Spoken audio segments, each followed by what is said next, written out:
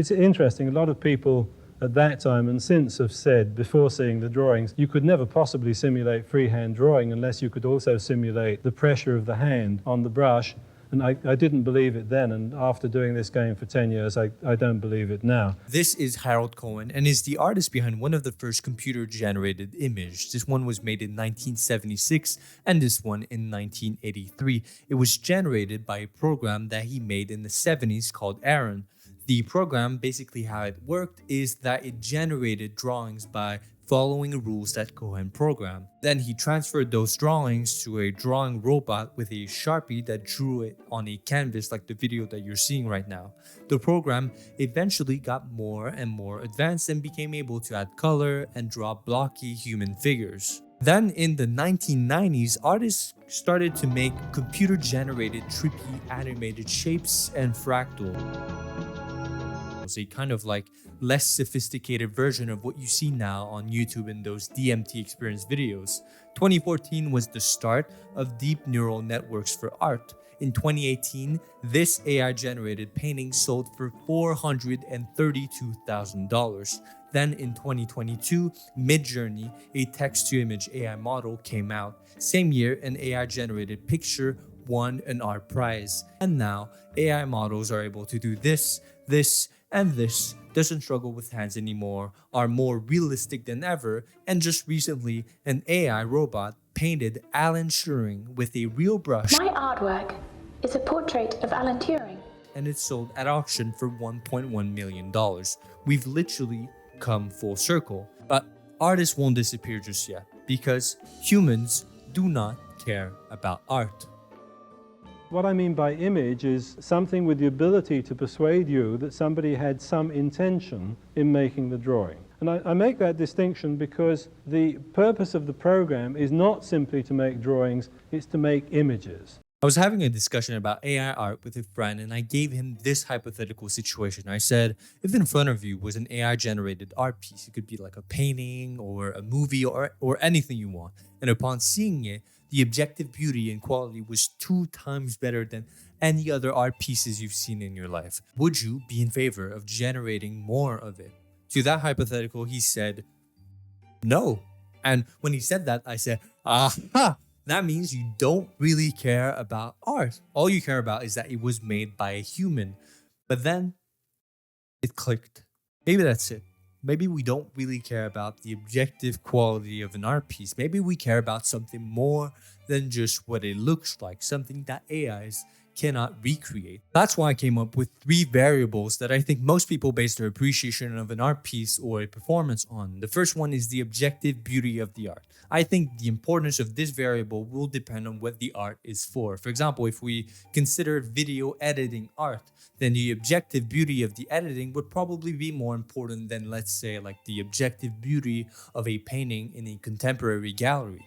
Unfortunately, I think AI has already won for this variable. You might not like it, but a lot of what AI is doing is really beautiful and it'll keep getting better. So what can artists do? What can artists compete on that AIs cannot do? Well, this leads us to the other 2 variables, which we'll explore in this video. After having explained them, I'll test these ideas with a small scientific experiment to see if my hypothesis holds up. And by the end, you'll understand why I believe AI will never replace artists, at least not all of them. Deep down inside, I told myself, your real preoccupation has been not games of form, not games having to do with how you generate patterns. They've had to do with games of meaning. How do marks come to have meaning? So the second variable is the perceived uniqueness of the story behind the art. When an artist creates something, it is imbued with meaning. All the thoughts, emotions, history, and process that went into the creation gets sucked into the piece as a sort of aura that only humans can see. If we look back at the computer-generated drawing that I showed you at the beginning, I can ask myself, why do I find this interesting? Would I find it interesting if it was a 2-year-old child that drew this? Well, probably not, right? So why is it interesting then? Well, because when I look at those lines, I don't just imagine the lines or try to see what forms they resemble. I imagine all the work that went into creating the program, all the trial and error that went into it. I'm also aware of its historical context. The fact that it was one of the first computer-generated art piece adds a lot of value, and the more I listen to Harold Cohen talk about his process, the more appreciation I have for this kind of art piece. For example, in the lecture that he gave in 1980, he talks about all the rules that he had to program into his little machine. The program ought to be able to demonstrate the following things. It should be able to demonstrate its ability to differentiate figure from ground. It should be able to demonstrate that it knew when something was there and when something wasn't. It would have to be able to differentiate between insideness and outsideness. It should not only know when it was considering a closed form, it would have to be able to decide to close a form under certain conditions, or perhaps even decide before it started that it was going to make one. This might sound like really rudimentary programming, but at the time, it was really hard to make a program do something like this. Keep in mind that it was the beginning of computers. The game Pong, for example, was invented around the same time, and it would take about 20 more years for Pixar to make the first Toy Story. Oh, no. Buzz, look, an alien! Where? Ah! As you can see, the more context I give you, the more you get to appreciate everything that went into this childlike drawing. If you don't know anything about the history of programming or computers and only compare the drawing based on current day AI generation, you will not appreciate it as much as someone who knows everything about the context of this drawing. With modern AI art, however, the human touch is slowly fading away and becoming more abstract. As technology advances, our understanding of the processes inside the AI's black box diminishes. Eventually, as AI becomes fully capable of self-learning and self-improvement, creating art might be as simple as entering a prompt, but when asked how the AI generated the piece, the only answer left might be just, I don't know. In the Elvis Presley Museum at Graceland, you can see Elvis's guitars on display, and to a lot of people, those guitars are really valuable. You can even see scratch marks that were probably made while he was playing those guitars. Now, what is the difference between the guitar and an exact replica of the guitar? Well, there probably would be no difference to you as long as I didn't tell you about it. But once you knew, your appreciation would probably go way down. Now, your appreciation is based more on what the object signifies and its history than the object itself. This is one of the reasons why I bought, This is one of the main reason why I bought this katana. So this katana is made from Japanese steel, and to make it, the steel was heated to 870 degrees Celsius, then painstakingly struck and shaped with a hammer. The blade was then treated, quenched, tempered, and polished to create a weapon that is both flexible and durable. In total, the process was said to take about 2 months of meticulous work. Pretty cool, isn't it? Well, it would be if it wasn't all just a lie. In reality, the katana was bought in Japan, but it's just a replica. I doubt I could cut anything with it without the blade breaking. And just by saying that, this katana probably lost a lot of value in your eyes. And the only thing that changed is the story behind it. In 2014, world-famous violinist Joshua Bell played in the Washington, D.C. subway and got only $52. The story behind the music that people probably thought when they heard Bell playing in the subway was probably just, oh, this is just another busker playing in the subway. Not a very unique story, not very compelling. But when people go see him play in a concert hall, they tell themselves another story, a more unique one. They're going to see a world-famous violinist playing on $1 million violin. The stories can be anything as long as they are more unique than average. I'm pretty sure if an artist lost a limb while painting, that would make the art piece more valuable than the same painting without this little backstory. So this is the second variable. Now the third variable is the perceived human effort that went into the creation of the piece. There's this famous story of Picasso going to a Paris market when a fan came up to him and asked him to draw her a little sketch on a napkin. After having drawn this sketch, Picasso asked the lady for 1 million francs. The lady was shocked, and then she said, "Wait, how can you ask for this much? It only took you 5 minutes to draw this." Then Picasso said, "No, it actually took me 40 years to draw this in 5 minutes. Whether or not this story is true is not really important. The main takeaway from it is the value you attribute to art will depend on the amount of human effort you perceive. At first, the human effort attributed to the drawing was only 5 minutes because that's the time it took to draw it. But then Picasso reframed it, kind of like a marketing firm shifts how you see a product. There is no objective value attached to anything that's independent of your perception. You're marketing whether you like it or not. And this is the third variable. It's how much human effort we know and understand was put into the creation of an art piece or a performance. The key word here is understand, because there are some things that look easy and effortless but are in reality extremely hard to do. For example, if you go see a show of the Cirque du Soleil, the performers are so good at what they're doing that it looks effortless. So depending on the movement that they do, some movements will make people that have never done any acrobatics more amazed than others. Sometimes on TikTok, there are videos about musicians that show what songs to play to impress non-musicians and what songs to play to impress musicians, like this one.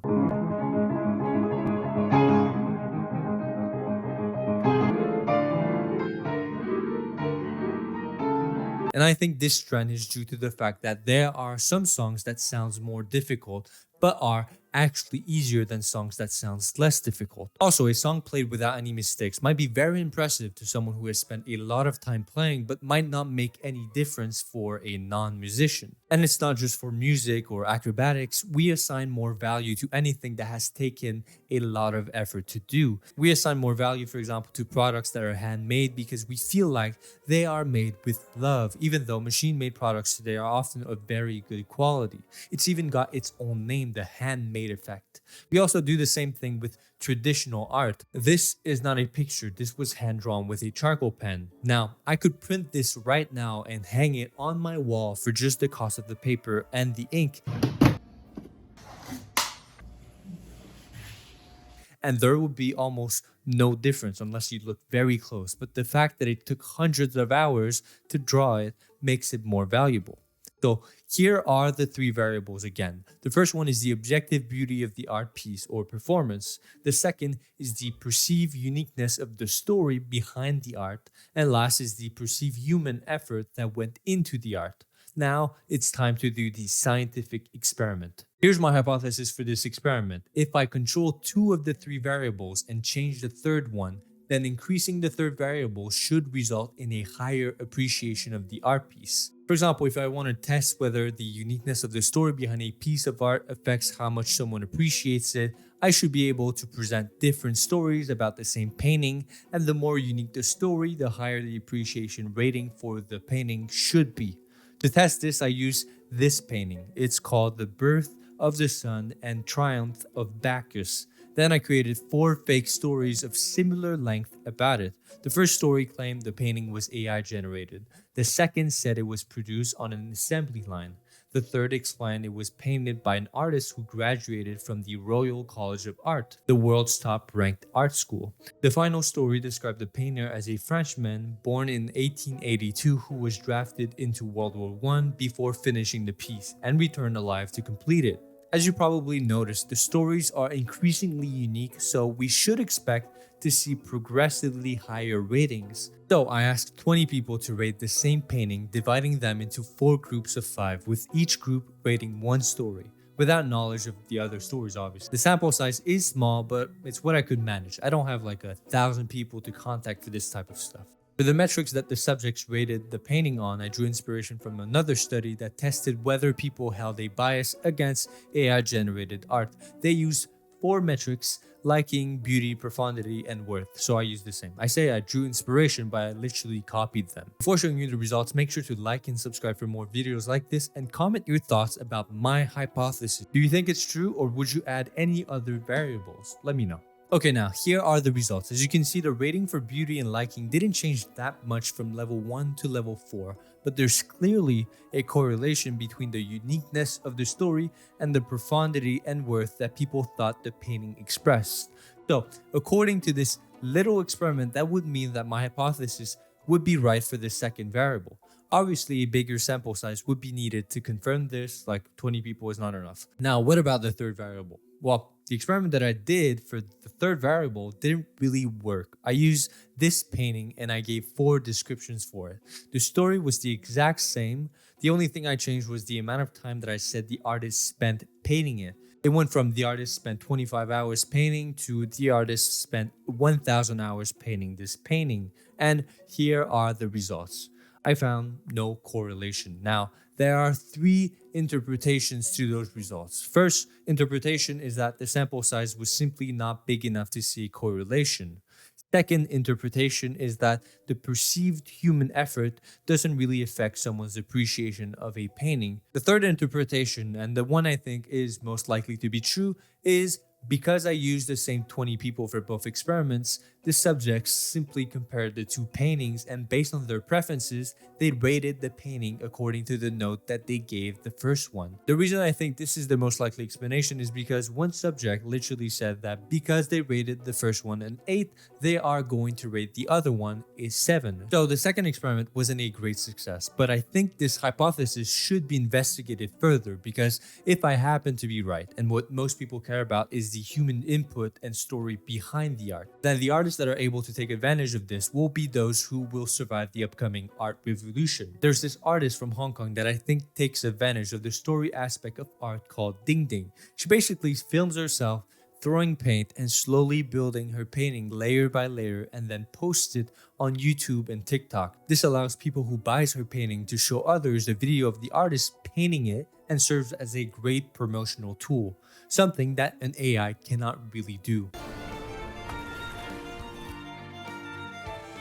This is why I believe AI will never replace all artists, because even if AI becomes better than humans at creating aesthetically pleasing art, that's just not what we value most. What truly matters to us is that the art was made by a human. I think art will follow a similar path that chess did. Chess didn't lose its appeal after computers surpassed even the greatest human grandmasters, although some thought it would. Look, Kasparov, after the move c4, has resigned. That's because we don't really care about a computer making the perfect move. We care about the human who is creative enough to find it. We care about the quick thinking of someone who can make the best move in under 2 seconds. We care to watch people who have spent thousands and thousands of hours mastering the game be flawed and make mistakes. Perfection isn't what really captivates us. What we truly seek is something we can relate to.